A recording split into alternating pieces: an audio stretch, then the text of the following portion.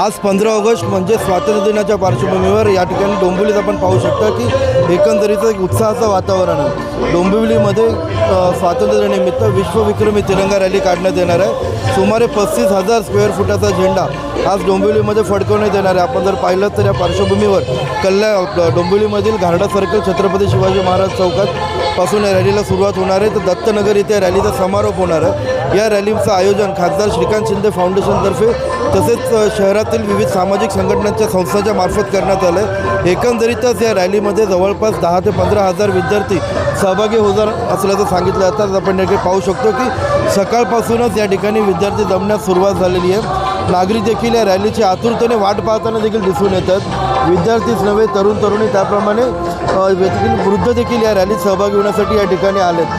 सकाळपासून पावसाने हजेरी लावली असली तरी पावसाची कोणतीही तमा न बाळगता तमाम डोंबिवलीकर या रॅलीसाठी या ठिकाणी सहभागी होत असल्याचं पाहायला मिळतं। एकंदरीत आपल्यासोबत या रॅलीची एकंदरीत माहिती घेण्यासाठी आपण शिवसेनेचे सचिव भाऊ चौधरी देखील आहेत। भाऊ, काय सांगाल एकंदरीत कसं नियोजन असणार आहे? आता आम्ही छत्रपती शिवाजी महाराज डोंबिवली आजच्या इथे आहोत। या ठिकाणून विश्वविक्रमी तिरंगा रॅली या ठिकाणून काही थोड्या वेळात या ठिकाणी निघणार आहे। उत्कृष्ट नियोजन या ठिकाणी केलेलं आहे आणि खास करून डॉक्टर श्रीकांत शिंदेसाहेब यांच्या माध्यमातून जे काही प्रोग्राम उपक्रम या डोंबिवली शहरामध्ये राबवले जातात त्याचं नियोजन काटेकोरपणे त्या ठिकाणी असतं आणि प्रत्येकाला जबाबदारी दिली असते। नाश्त्याची असेल, पाण्याची असेल, येण्या जाण्याची असेल, सर्व व्यवस्था या ठिकाणी त्यांच्या माध्यमातून केली जाते।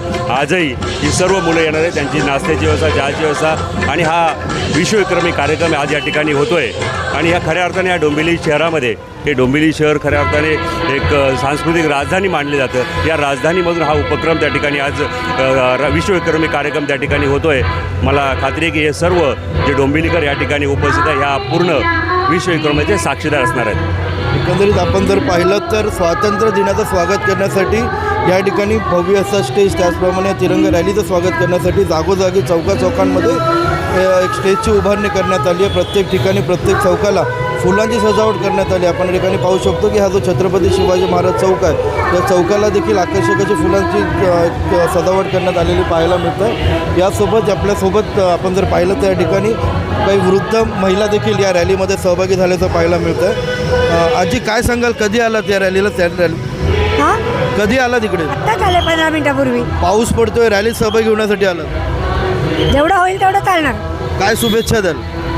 सर्व शुभेच्छा। आपलं हिंदूचं, भारताचं महत्त्व काय आहे आमच्या पिढीला माहिती आहे, पण तुमच्या पिढीला आणि तुमच्या पुढच्या पिढीला कळावं त्याचंही महत्त्व आहे, म्हणून आम्ही आलंच पाहिजे इथे काही असलं तरी। 35,000 स्क्वेअर फूटचा झेंडा डोंबिवलीमध्ये फडकणारे डोंबिवलीकर आहात, काय वाटतं तुम्हाला? अगदी मस्त वाटतंय। मी वयाच्या 5व्या वर्षापासून डोंबिवलीत आहे, त्याच्यामुळे सगळीच शिक्षण पाहिलेली आहेत, त्यामुळे छान वाटतंय। एकंदरीत आपण जर पाहिलं तर फक्त तरुणच नव्हे तर वृद्ध विद्यार्थी देखील या ठिकाणी मोठ्या प्रमाणात या रॅलीत सहभागी होण्यासाठी आलेत। काही वेळातच या रॅलीला सुरुवात होणार आहे। एकंदरीत उत्स्फूर्ताचा प्रतिसाद सध्या या रॅलीला पाहायला मिळतो। अभिजित देशमुख, जिल्हा वार्ता, डोंबिवली।